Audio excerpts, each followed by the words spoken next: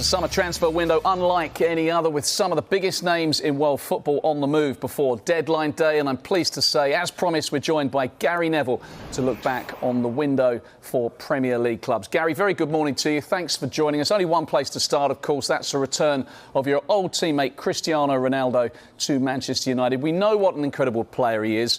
And you mentioned that Ronaldo should play as a number 9. So how will United have to adapt to get the best out of their star man? Look, I don't think they'll have to adapt too much. I mean, Manchester United have got fantastic forward players. They've got good creative players in Pogba and Fernandes and Van der Beek. So with Sancho wide, Rashford, Martial, Greenwood, they should create plenty of chances for him. Obviously, the question would be, I love Cavani. So it would be a question as to whether they play either or whether they can both play together somehow. Including myself, everyone's thinking that Cristiano is going to play number 9, but could he just play to the left of Cavani and then Greenwood or Sancho to the right, which I just think would be a guarantee of goals. And they'll obviously have to settle down as a team. The performances so far this season, the Leeds one was good, but the 2 away performances, they really struggled. And at Wolves, it wasn't a good team performance. But what they have is a number of players who can go and win a match in a moment, and Cristiano adds to that. His movement in the box his willingness and want to score goals is better than anybody's. So it strengthens Manchester United enormously. The big question every Manchester United fan, probably every fan of the Premier League, will be asking if you're talking about United, will be, is it enough for them to challenge for the title and win the title? I don't quite feel it is. I still feel there are a couple of teams that are better. The Premier League, I think, is the strongest it's been since the mid-2000s. I think it's an unbelievably strong Premier League at this moment in time, with great coaches, great teams, great players, and that's been strengthened by this transfer window. Gary, we know about Ronaldo's leadership capabilities. He'll be captaining his country again tonight, of course. Can you see him being given the armband straight away at Old Trafford? Is that harsh on Harry Maguire? Will he be a kind of de facto leader in the dressing room anyway? I'll be very surprised if Harry Maguire gets the captaincy taken off him. I think Harry Maguire is going to be there for the long term. Cristiano's going to be there 1 or 2 years. So I don't think that's going to happen. I'd be very surprised if that was the case. I think that Cristiano Ronaldo's desire and leadership skills don't have to be brought forward by having the armband. I mean, obviously it's something I think he likes, personal accolade. I think he likes the idea of being the leader of the dressing room. But I think he also recognises the team ethic, and taking the captaincy off someone, I don't feel would be the right move. He can demonstrate those qualities to the rest of the team by not being captain and showing that he still is his essence, a captain on the field, by the way in which he plays and the way in which he obviously prepares for the game, the way in which he recovers, which will, I think, demonstrate to those young players in that Manchester United dressing room, who are already very professional, that this is a different level of individual that they're going to be playing alongside. Yeah, just want to ask you about the fact he's 36, Gary. You've played with him, you've seen him train. Just how different is he to other players as a physical specimen, his self-belief and everything that he brings to this team? It's incredible, really. Like I say, I think Cavani's set a standard in the last 12 months at the club. World-class player, world-class striker who leaves those young players in those positions up front nowhere to go in terms of how hard they have to work on a football pitch. I think Cristiano takes that to a different level. He's got all the fame, he's got all the money, he's got all the records, and yet still he will be more desperate than anybody every single day in training, every single week, to score goals, to win football matches and to do his very best. So I think, for Manchester United, it's an incredible addition to their squad at this stage. No one ever imagined it. I think Manchester United did need a centre forward. I think Manchester City tried to sign him as a short-term measure, and for Manchester United it's the same. But in terms of his sort of physical aspect of Cristiano Ronaldo, he's almost probably 28, 29, 30 when you look at him. People look at a young Cristiano and think about how he used to beat 5 and 6 players in wide areas and sort of make all those great runs. He's now obviously a lot more efficient.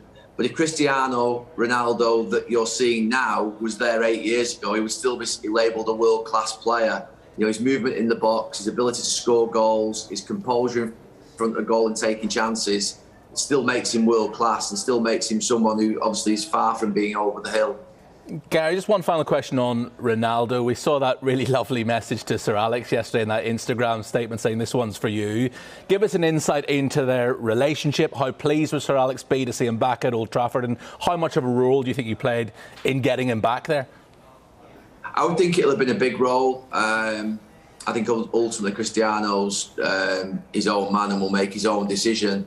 But I think the fact that the relationship first time round, where a lot of people in the early years at Manchester United, including myself, in those first 2 or 3 years, he was so frustrating. His decision making, his rawness, and the way in which at times he would do things for himself and he wouldn't choose the right option. He did frustrate his teammates at times, but Sir Alex believed in him more than anybody in that initial period and continued to believe in him over other players. And then obviously when Cristiano had personal issues, or he had moments where he felt a little bit down at points in his life, Sir Alex Ferguson looked after Cristiano, and I think Cristiano obviously always remembers that. And Sir Alex was like that with obviously a lot of the young players that he was bringing through and mentored and fathered them. So I think from that point of view, there couldn't be any higher respect between the two of them. I think Cristiano now obviously isn't working under Sir Alex Ferguson, he's working under Ole Gunnar Solskjaer, and he has to obviously come to Old Trafford. It's a different team, different time, and he's got to try and achieve what he achieved the first time around. There's no doubt that Cristiano Ronaldo and Wayne Rooney, I have to say, at that time when they both grew together from sort of 2004-05 up to 2008, were really the difference in Manchester United becoming European champions. And it'll be interesting to see the impact he had on this squad. A lot of talented young players, but they haven't won yet. This team haven't won. They don't know how to win, and they've got to learn that. And he knows how to win. And hopefully for Manchester United, he can bring that to the dressing room. So Ronaldo arriving yesterday, Jadon Sancho, of course, as well earlier in the window. Such an embarrassment of riches going forwards. I guess it was inevitable that there was going to be a departure or two. And Dan James joined Leeds on deadline day. Are you pleased to see him leave as he searches for regular first-team football? And what difference will he make to Marcelo Bielsa's squad? I think it's really good for Dan James. I think this is one of those where it's a win-win. There's no sadness for me in Dan James leaving, because I think he came to United. I think he always did his very best. He was a massive threat on the counter-attack. But Manchester United have got a lot of players in those types of areas. And I think it's really important for young players to go and play. And Leeds have always wanted him. They wanted him first time round when Manchester United got him. He'll suit the way in which Leeds play. You think of the way Leeds play on the counter-attack with such speed, with such one-on-ones all over the pitch. He'll love it there. The crowd obviously there is a big crowd. It's a club that demands a lot as well. So I think it's a good thing for Manchester United to get the money that they've got, and I think it's a good thing for Dan James that he furthers his career at a good club. I would have actually thought that a couple more players at Manchester United. I think Jesse Lingard, I'm disappointed for Jesse that he's not left Manchester United, because I can see him, he'll get a few games, he'll get moments on the pitch, he'll contribute. But I think he had something going at West Ham last year that I think meant that Jesse Lingard in his own right was standing up as a really good player. And I think that to go back into being a squad player again, I think for me is something that is disappointing. I think you sometimes need to sort of fly the nest and go. And I thought he'd already done that with what he did last year. So I think there's 2 or 3 players that won't get a lot of game time this year that I think could have joined Dan James and really furthered their careers and got more football. Gary, let's move on to Chelsea. Obviously, the big name for them this summer was bringing in Romelu Lukaku. They're already the European champions. Thomas Tuchel's made them incredibly tough to beat, and they were doing business right up until the deadline. What do you make of the signing of Saul Niguez? How does he fit into that already congested midfield area that they've got? He's just another excellent player. Massive experience at the top of the league, a massive experience in the Champions League, international. Fits the Chelsea profile of signing players that are ready. Very rarely Chelsea, even with Tammy Abraham, they don't let them grow for a few years. They might buy Tammy Abraham back, with the buyback clause in 3 or 4 years when he's perfect. But it's been Chelsea's model, and you look at what they've done in this transfer window in terms of ins and outs, and it's been again another exemplary performance from them in terms of what they do. They're a strong team. I watched them twice already, away at Arsenal and away at Anfield. And that's a really good team. That's a team that wins and is ready to win more. You just look at them, and when they went down to 10 men at Anfield on Saturday night. I never really thought that it was going to be easy for Liverpool the second half to break them down. That's when you know you're playing against the good teams. That's the toughest place to play. And the addition of Saul, along with Lukaku, makes them stronger and stronger and stronger. It's a midfield with Jorginho, Kante and Kovacic, which is already really strong. They only need 2 in there in the way in which they play. But what it means is that they can challenge on all fronts. You know, when you think of Chelsea wanting to win the league and the Champions League, you do need 4 for those 2 positions. You need to be able to make sure that Jorginho's not going to be able to do every single week.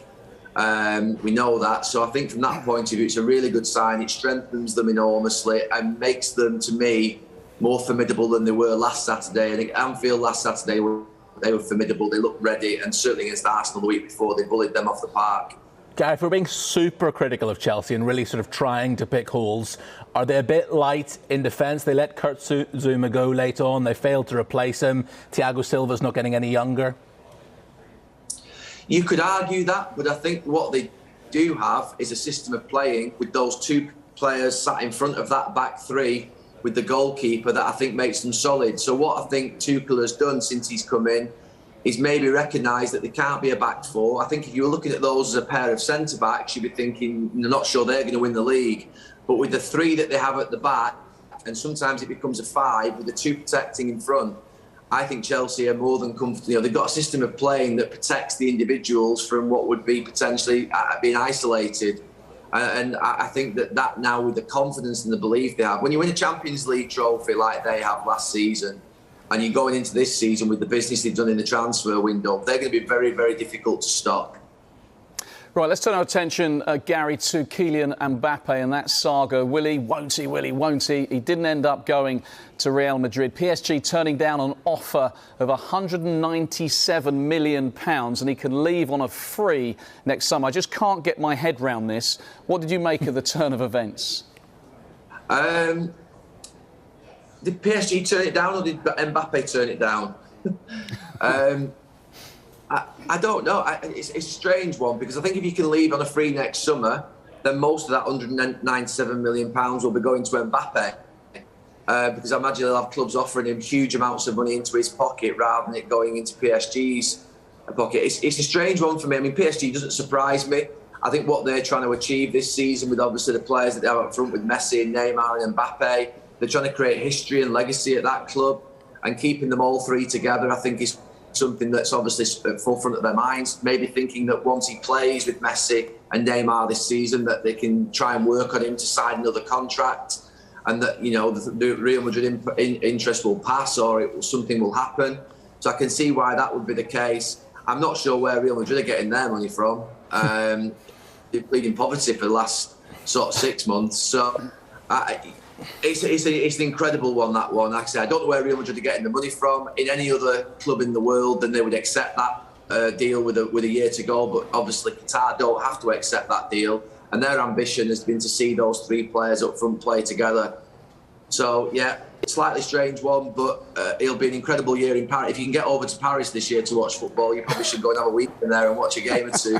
Yeah, you're not wrong on that front, Gary. While we're on the subject of big moves that didn't happen, Harry Kane was obviously one of the big sagas of the summer. He might have got the move that he wanted. He's now said that he's got a clear conscience, that his reputation hasn't been damaged. I know you've been quite openly critical of the whole not arriving for training on time situation. So what's your take on him saying that his conscience is clear? Well, I don't think... I mean, look, at the end of the day, he's tried to leave the football club. He's got obviously a number of years left on his contract, and I can see why he tried to leave Tottenham. You know, if Manchester City are offering you, you know, a position in their team under Pep Guardiola, it would have been a life-changing experience for him in terms of just his experience, the ability to win trophies. Tottenham have had a good start to the season, but the reality is they aren't going to win the Premier League. Manchester City have a great chance to win the Premier League. I think if Harry Kane had gone there, you know, it would have been sort of a near-on banker. So I think from that point of view, he'll be disappointed. But he's also, I think, you know, sensible enough to understand that, you know, he's given a lot to Tottenham over the years, and it'll be forgotten about the minute he comes back from international break and he starts scoring goals for them again. You know, I played with players at Manchester United who at times had aspiration to potentially leave. There was talk of them leaving. But once they sign a new contract or they settle down and it's established that they're not leaving, then it, you know, people forget about it and we get on with it. Cristiano Ronaldo once wanted to leave to go to Real Madrid and had to stay another 12 months, if you remember. And Sir Alex Ferguson managed that through. So there are many instances like this in football in history where players have wanted to leave and they've had to stay because the club are determined to keep them. Look at Mbappe at this moment in time. Yeah, right. Let's move across North London then to Arsenal. They were the biggest spenders, with an emphasis, though, on youth. What did you make of their transfer window?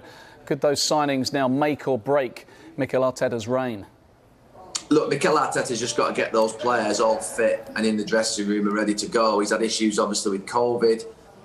He's had issues, obviously, with not having all those players together for a number of weeks. There is pressure, obviously, building at Arsenal because the performances and the nature of them have been really poor. They've wilted and been flaky in the game so far. And there's ways to lose football matches, and Arsenal have lost games in the worst possible ways where they've looked like they've been rolled over. So I think they've got to get back together in this next couple of weeks out of the international. It'll be stop-start for the next few months with those international breaks. But Mikel Arteta's got to try and get some momentum.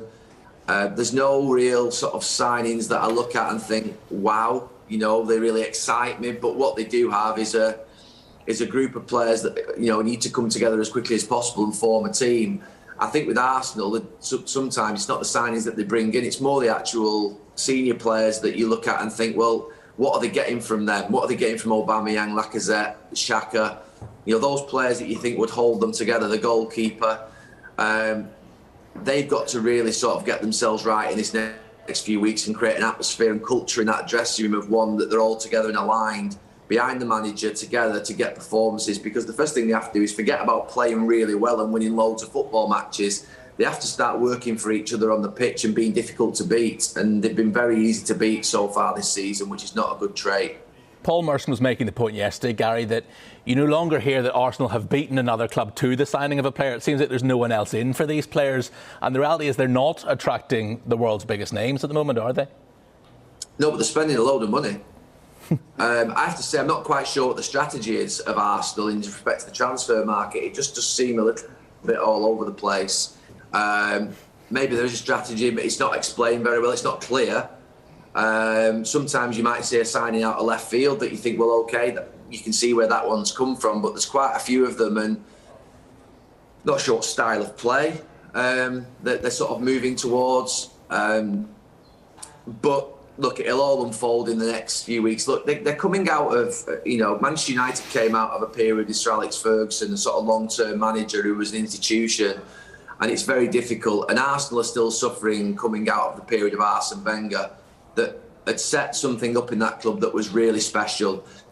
And they're still suffering from sort of the hangover of Arsene Wenger's era. That's not a criticism of Arsene Wenger. It's a situation that emerged out of the fact that he was there for so long. And you're trying to get the club to move forward when, I always think of David Moyes' comment about Sir Alex Ferguson. It's almost like, you're going into the house and the father's left and you're the stepfather, and you sort of, the people are still looking sort of, it was different when Arsene was here. You've still got that attitude. I think that's starting to leave Manchester United now, 10 years in.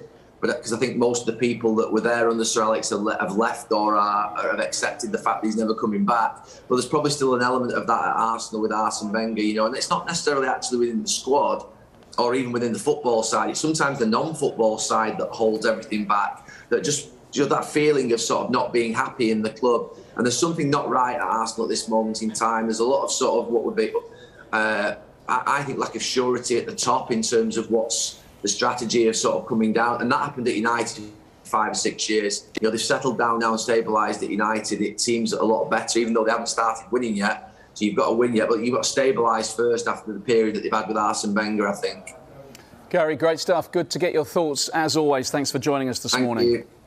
See you later.